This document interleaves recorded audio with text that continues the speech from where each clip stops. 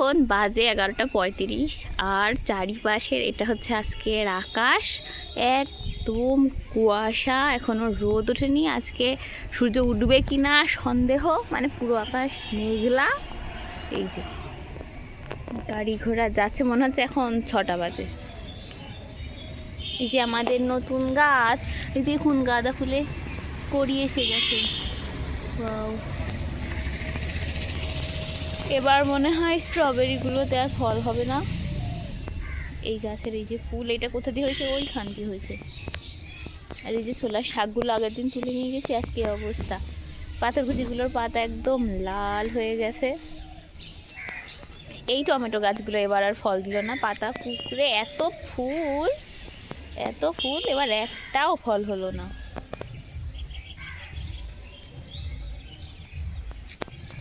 এই যে গাঁদার চারাগুলো, এই টবটার এমন অবস্থা, আমি জলও দিতে পারি না, আলাদাও করতে পারি না। এবার মনে হয় এইগুলো আলাদা করতে পারবো, কারণ এই যে গাছগুলো বেরিয়ে এসেছে। একটা ছোটো টবে লাগিয়েছিলাম, তার থেকে এতগুলো হয়েছে আর আমি এটা ইউজও করতে পারিনি, এমন হয়ে গেছে।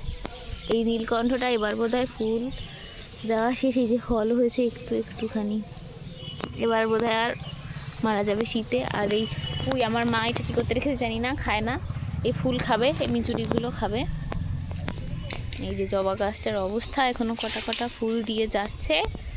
এই সেই বোম্বাই লঙ্কা, এটা কেউ খায় না, এটা কী করতে রেখেছে জানি না, কেউ খায় না শুধু। আর এই যে আমার ধনেপাতা, এই টবটা শেষ, এটা আমার ঢেকে রেখেছিল, পাখিতে খেয়ে নেয়। আর কথা আছে এখানে,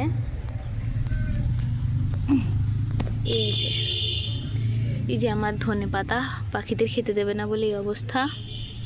আর এই শাকগুলো আগের দিন তুলে নিয়ে গেছি। আর এই যে আমার পুঁই শাকগুলো, পুঁই শাক না, এটা পালং। এগুলো দেখতে আমার কি ভালো লাগে, সব থেকে সুন্দর জিনিস। এখন এইটাই শুধু ছাদটাকে আলো করে রেখেছে। এই যে লাউগুলো,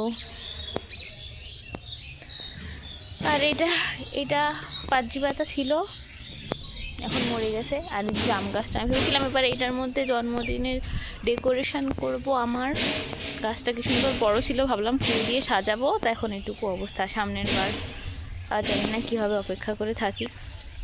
আর বাড়ি থাকবো কিনা আমি তাও জানি না, আমার সন্দেহ আছে।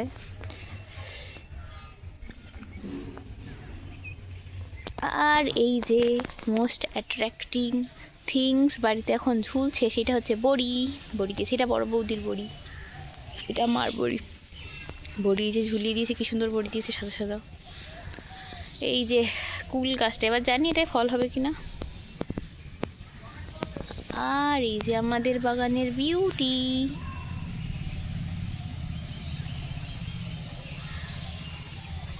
এই যে মিস বিউটি। আর ওইখানে হচ্ছে আদা গাছ, এই যে ফুল গাছ, এই দুটো মরে গেছে। এই গন্ধরাজ ফুল, বেলফুল, গন্ধরাজ না বেলফুল। আর এই যে আদা, কি সুন্দর হাওয়া, মানে পাতা দেখলে বোঝা যাচ্ছে কি হাওয়া। সারা দিন এমন হাওয়া, ওই যে ড্রাগনটা ওরকমই থাকে, ফুল হয়। এই যে কি হাওয়া, শীত লেগে যাচ্ছে। ভালোই লাগে শীতের মধ্যে যদি একটু শীতের হাওয়া না খায়। পাখিরা ওই যে ঝগড়া করে বেড়াচ্ছে। এই যে আর কটা বাগানের শোভা, কিন্তু বাড়ি কেউ নেই, ফাঁকা। আর এই যে হচ্ছে হলুদ গাছগুলো মেরে দিয়েছে, আর এই যে নতুন বেগুন গাছ হচ্ছে।